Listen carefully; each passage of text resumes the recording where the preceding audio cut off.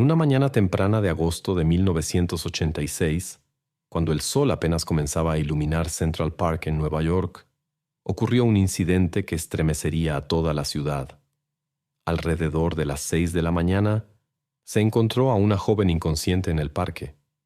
Este evento fue el comienzo de una complicada investigación que finalmente revelaría una verdad impactante. Los medios informaron con un fervor sin precedentes sobre cada giro de esta historia. Sin embargo, su enfoque de la cobertura planteó muchas preguntas. Sorprendentemente, los medios adoptaron una posición que parecía favorable al sospechoso. Esta influencia se extendió también a la opinión pública, creando una atmósfera ambivalente en torno a la investigación. A medida que se desarrollaban los eventos, se reveló que el sospechoso estaba difundiendo activamente información falsa sobre la víctima e intentando dañar su reputación. Para sorpresa de todos, algunos medios adoptaron esta versión sin verificar adecuadamente los hechos. Este comportamiento de la prensa provocó fuertes críticas de activistas de derechos humanos y expertos en ética periodística.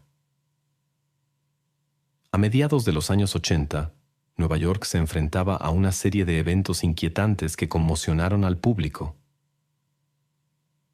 En ese entonces, la ciudad era muy diferente de la metrópolis actual, y no para mejor. Nueva York era considerada una de las ciudades más turbulentas de los Estados Unidos, aunque seguía siendo atractiva para los jóvenes. Las calles de la metrópolis albergaban muchos peligros. La tasa de criminalidad alcanzó niveles sin precedentes. Anualmente se registraban miles de delitos. Central Park, especialmente de noche, era motivo de preocupación para los habitantes de la ciudad. Este lugar estaba rodeado de leyendas siniestras con las que se asustaba a los niños. En una mañana temprana de 1986, una mujer estaba dando un paseo en bicicleta por Central Park. De repente, notó algo inusual en el césped. Al acercarse, reconoció con horror que se trataba de una joven tendida inmóvil. Presa del pánico, la testigo corrió al teléfono público más cercano para marcar el número de emergencia 911. Esto ocurrió alrededor de las 6:30 de la mañana. Pronto, la policía y los servicios de emergencia llegaron a la escena. Desafortunadamente, ya no se necesitaba ayuda. Lo que vieron conmocionó a todos los presentes. La identidad de la víctima se estableció rápidamente gracias a una identificación encontrada. Se trataba de Jennifer Levin, de 18 años. Después de esto, los investigadores comenzaron a recopilar información sobre lo sucedido con la joven. Jennifer se distinguía desde su juventud por su determinación e ingenio. Su capacidad para ironizar sobre sí misma encantaba a quienes la rodeaban y le ayudaba a superar cualquier obstáculo. Provenía de una familia acomodada de Port Washington y era hija de los exitosos Steve y Ellen, quienes se separaron cuando ella tenía 5 años. Tras mudarse con su padre, un conocido agente inmobiliario en Soho, Jennifer asistió a una escuela privada de élite en lugar de una escuela común de Manhattan. Allí se adaptó rápidamente y ganó el respeto tanto de los profesores como de sus compañeros por sus logros académicos. Su entorno consistía en hijos de padres adinerados, y Jennifer dominaba sin esfuerzo el exigente programa que preparaba para la admisión en las mejores universidades del país, incluyendo Yale y Harvard. Gradualmente, fue estableciendo contactos en prestigiosas escuelas de Nueva York. Las invitaciones a fiestas ampliaron su círculo de conocidos. En vísperas de eventos importantes, un grupo de futuros estudiantes, incluida Jennifer, residía en East Street, cerca de Central Park. Los demás amigos estaban dispersos por la ciudad, pero todos se reunían en un lugar de encuentro popular. Fue precisamente allí donde Jennifer conoció a su primer amor, Dorian. Sin embargo, esta relación fue breve, y poco después Jennifer se enamoró de Robert Chambers. Él se presentó como el hijo de padres ricos que poseían un club campestre. Su conocimiento comenzó con una mirada fugaz, pero solo un año después se convirtió en un verdadero romance. Algunas citas se transformaron rápidamente en una relación seria. El 25 de agosto de 1986, Jennifer fue admitida en la universidad, lo que fue una gran alegría para ella. Pero a la mañana siguiente ocurrió lo imprevisible. Fue encontrada en Central Park en estado crítico. Esta noticia conmocionó a todos. Surgieron preguntas. ¿Se había convertido Jennifer en un objetivo aleatorio de la delincuencia urbana o se trataba de una acción planificada?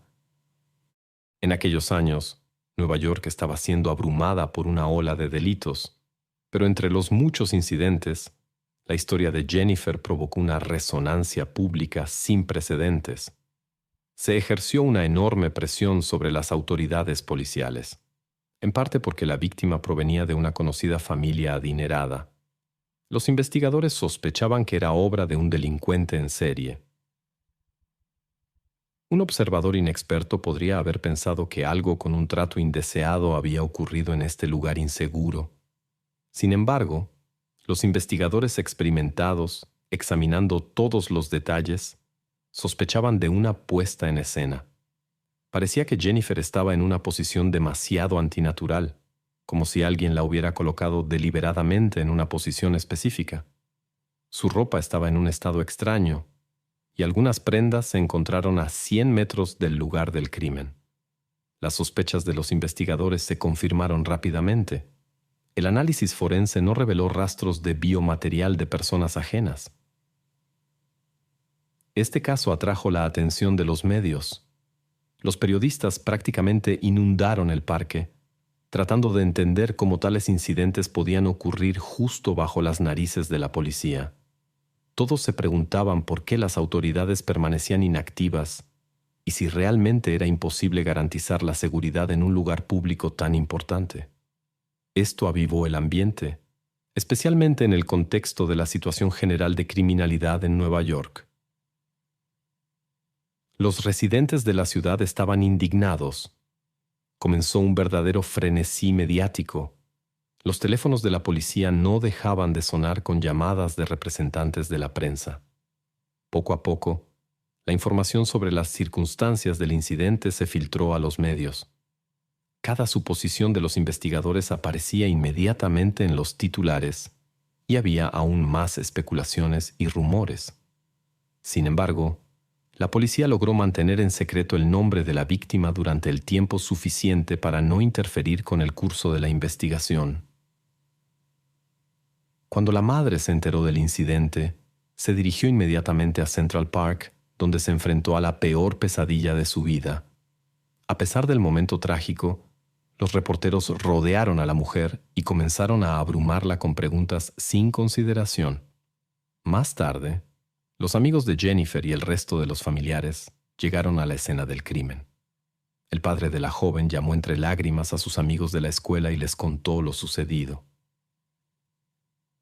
A pesar del profundo shock, los familiares de Jennifer tuvieron que proporcionar a la policía toda la información relevante que pudiera ayudar en la investigación. Resultó que Jennifer había planeado salir con 2 amigas la noche anterior. El padre entregó a los investigadores el diario de Jennifer, donde había anotado sus planes. Esto permitió reconstruir la cadena de eventos que llevaron a la tragedia. La historia de Jennifer y Robert comenzó a desarrollarse cuando los investigadores iniciaron la investigación. Primero, revisaron al exnovio de Jennifer, Dorian. Se sospechaba que la reciente ruptura podría haberle dejado un sabor amargo. Resultó que se habían encontrado la noche anterior en un restaurante mexicano. Cabe mencionar que en ese momento no existían redes sociales ni teléfonos inteligentes que facilitaran el intercambio de información. Los investigadores tuvieron que recopilar los datos laboriosamente, pieza por pieza, interrogando a testigos. Descubrieron que Jennifer estaba celebrando en un bar después de las 2:30 de la madrugada con 2 amigas y su exnovio. Alrededor de las 3:45, una amiga se fue. Poco después la siguió la segunda. Aproximadamente en ese momento, Robert Chambers entró al bar. La atención de Jennifer se dirigió hacia él y permanecieron juntos hasta el final de la fiesta. El exnovio también abandonó el local. Los investigadores se dispusieron a interrogar a Robert, de 19 años. Fue llevado a una comisaría cerca de Central Park. Inmediatamente, los arañazos en el rostro del joven llamaron la atención de los investigadores, que les parecieron sospechosos. Robert afirmó que provenían de un gato, pero no le creyeron. Cuando se le informó sobre lo sucedido con Jennifer, pareció conmocionado y consternado. El joven accedió a cooperar con los investigadores. Según sus declaraciones, conoció a Jennifer alrededor de las 3 de la madrugada en la fiesta. Discutieron sobre su próxima partida a la universidad. Antes del cierre del bar, alrededor de las 4 de la mañana, salieron, se despidieron y se fueron a casa. Robert afirmó no saber qué pasó después y negó cualquier participación en la desaparición de Jennifer. Los investigadores creían que los arañazos indicaban lo contrario. Se parecían a marcas de resistencia. Además, Robert fue el último en ver a Jennifer. Se convirtió en el principal sospechoso. Los investigadores intentaron descubrir la verdad, pero el joven repetía su historia como si la hubiera memorizado. El interrogatorio duró casi 12 horas, hasta que Robert permitió una imprecisión en su declaración. Los experimentados investigadores aprovecharon esto. Todo ocurrió bajo la atenta observación de los reporteros, que escuchaban el interrogatorio en la sala contigua. Menos de 24 horas después del descubrimiento de Jennifer, Robert Chambers confesó un incidente no intencionado. El joven informó de un incidente inusual aquella noche en Central Park. Según sus palabras, el paseo con Jennifer tomó un giro inesperado. Supuestamente, ella mostró una excesiva persistencia en sus intenciones románticas, lo que sorprendió al joven. Él afirmó que ella le ató las manos y procedió de manera muy agresiva, dejando arañazos en su cara. Robert describió la situación como extremadamente incómoda y dijo que no pudo liberarse y sintió una gran incomodidad. Su relato sonaba tan increíble que fue recibido con escepticismo por los investigadores. Los periodistas detrás de la pared también discutieron animadamente estas revelaciones. Sin embargo, Robert continuó con su descripción. Según sus declaraciones, finalmente logró liberar sus manos y empujar a la chica para detener sus acciones. Sin embargo, según su testimonio, calculó mal su fuerza, lo que hizo que Jennifer cayera fuertemente y perdiera el conocimiento.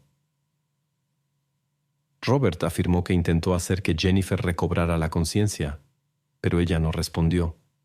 Se sentó a su lado esperando que despertara, pero eso no sucedió. Finalmente abandonó la escena y observó desde lejos cómo llegaban las fuerzas del orden. El joven insistió en su inocencia y afirmó que solo se había defendido contra las acciones agresivas de Jennifer. Aseguró que no quería hacerle daño, ya que le gustaba. Los investigadores se mostraron perplejos por qué el joven no había pedido ayuda, ya que la llegada oportuna de los paramédicos podría haber cambiado la situación. Robert explicó su inacción por el miedo a un posible arresto. Después del interrogatorio, fue detenido bajo sospecha de un delito grave. La familia del joven contrató inmediatamente a un abogado conocido, que exigió la liberación de Robert, insistió en su inocencia y lo presentó como la víctima. La defensa eligió una estrategia controvertida al presentar a Jennifer bajo una luz negativa y afirmar que ella había provocado intencionalmente la situación de conflicto. El abogado insistió en que las acciones de Robert fueron una medida necesaria de autodefensa y que el trágico desenlace fue un accidente. Esta controvertida línea de defensa atrajo la atención pública al caso. Los medios de Nueva York y los tablones de anuncios de la ciudad estaban plagados de titulares sensacionalistas que iluminaban ampliamente esta historia. Al mismo tiempo, Robert encontró defensores. Muchos lo caracterizaron como un buen tipo, atractivo, exitoso y encantador. Fue descrito como un joven inteligente y prometedor, un fiel católico irlandés que, en su opinión, no podría cometer intencionalmente ningún error grave, ya que esto habría destruido su impecable reputación. Externamente, Robert no parecía en absoluto alguien que pudiera causar un daño serio. A muchos les parecía extraño que un joven atractivo en todos los aspectos tuviera que recurrir a un comportamiento inapropiado. Según todos los estándares, no debería tener problemas en las relaciones. Era popular, y las chicas literalmente se le colgaban del cuello. Sorprendentemente, la gente parecía haber dejado de pensar lógicamente y apoyaba voluntariamente a Robert, mientras acusaban a la víctima de un supuesto comportamiento inapropiado. Sin embargo, no había confirmación del comportamiento ofensivo de la víctima, excepto las propias palabras de Robert. Pero por alguna razón, todos le creían. Mientras las autoridades intentaban descubrir la verdad, la víctima se convirtió en objeto de burla. Todo esto sucedió por iniciativa de Robert y su abogado. La situación recordaba a un teatro del absurdo. El defensor de Robert, Jack Littman, hizo todo lo posible para presentar a su cliente bajo una luz respetable. Incluso logró organizar la aparición de Chambers en las portadas de varias revistas, incluyendo People y New York Magazine. En las fotos, el joven llevaba un traje azul y una corbata roja, pareciendo más un modelo de pasarela que alguien acusado de un delito grave. Paralelamente, Robert dañaba activamente la reputación de la víctima. Esta táctica funcionó tan eficazmente que la mayoría desarrolló una actitud sesgada hacia la joven, y la prensa se aferró a cada declaración dudosa. Así aparecieron los primeros artículos presentando la versión de Robert como la verdad. Gradualmente, todos los medios impresos y el público se pusieron del lado de la defensa. Creían que la víctima se había comportado imprudentemente y supuestamente, después del primer encuentro casual, había ido a Central Park para reunirse personalmente con el prometedor joven y luego había provocado el conflicto ella misma. El abogado realizó un trabajo enorme, presentando a la víctima casi como la instigadora del incidente. Esto desencadenó una ola de protestas, incluso entre un grupo de voluntarios que se ocupaban de la prevención de violaciones de derechos en la ciudad. No se dejaron engañar por los elocuentes argumentos de la defensa. Se hacían llamar ángeles guardianes y realizaban regularmente vigilias frente al juzgado durante las audiencias. El público estaba profundamente indignado por el proceder del abogado y lo acusó de haber dañado irreparablemente la reputación de Jennifer. Sin embargo, mucha gente creyó de buena gana la información difundida. Los partidarios de Robert se volvieron activos. Esparcieron rumores sobre el supuesto comportamiento frívolo de Jennifer. Todo esto llevó a que el sospechoso fuera liberado bajo fianza. Los defensores desarrollaron una versión más creíble de los eventos, sin desviarse de su estrategia elegida: socavar la reputación de la afectada. Insistieron en que originalmente todo había ocurrido de manera consensual y sin coacción alguna. Un giro inesperado ocurrió cuando aparecieron algunas confirmaciones de los rumores sobre la vida privada de Jennifer, proporcionadas involuntariamente por su propio padre. Al entregar el diario de su hija, dio a los medios motivo para exagerar la historia de que Jennifer supuestamente había descrito detalladamente sus numerosas relaciones. En realidad, se trataba de un diario común que solo mencionaba relaciones con 2 chicos, uno anterior y uno actual. No había nada indecente allí. Sin embargo, los registros fueron reconocidos como prueba inadmisible y no se permitió su uso en las audiencias del caso de Robert. A pesar del acceso limitado a los registros, la información filtrada ya había dañado la reputación de Jennifer. La acusación entendió que el caso no sería fácil.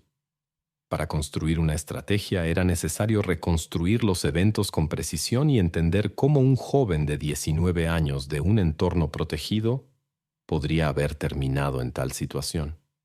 Un paso importante fue investigar el pasado de Robert.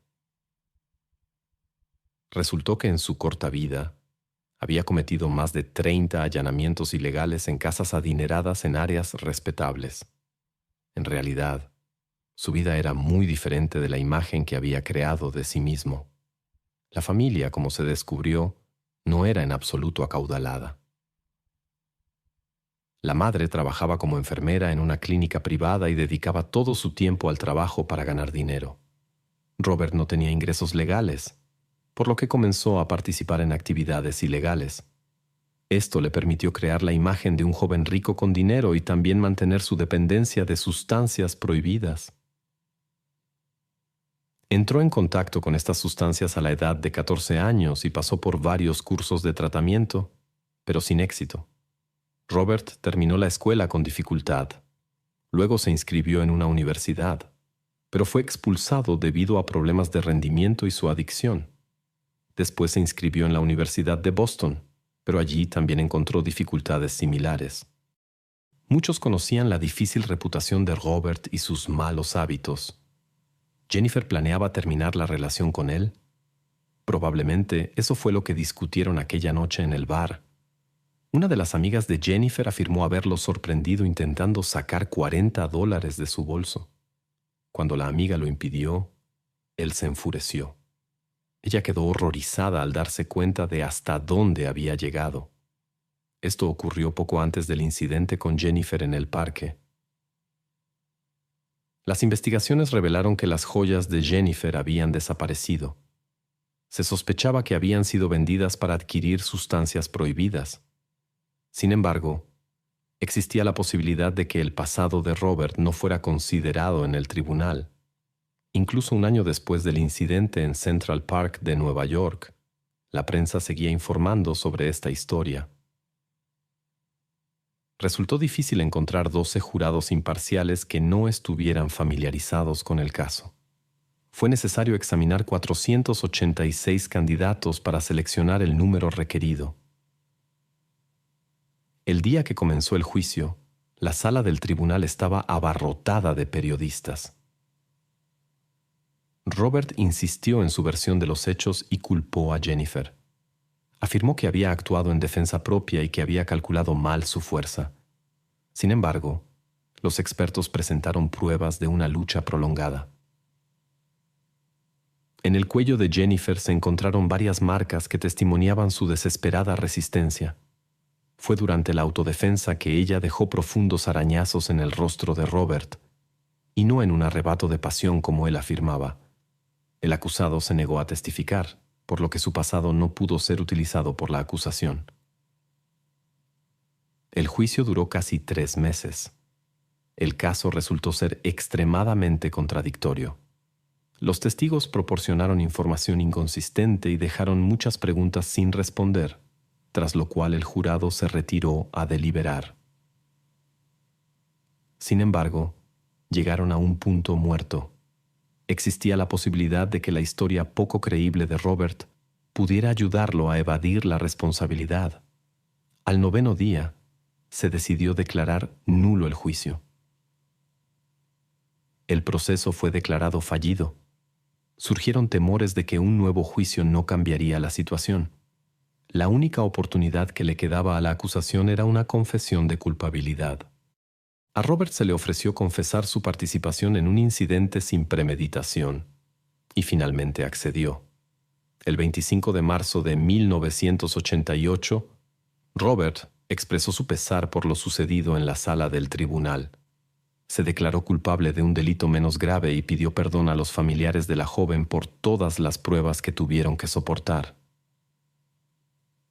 Esta decisión resultó en una sentencia relativamente leve: 15 años de prisión con la posibilidad de libertad condicional después de 5 años. Hasta el pronunciamiento final de la sentencia, Robert fue puesto en libertad bajo fianza. Durante este tiempo, organizó una fiesta de despedida. Uno de los invitados llegó con una cámara de video.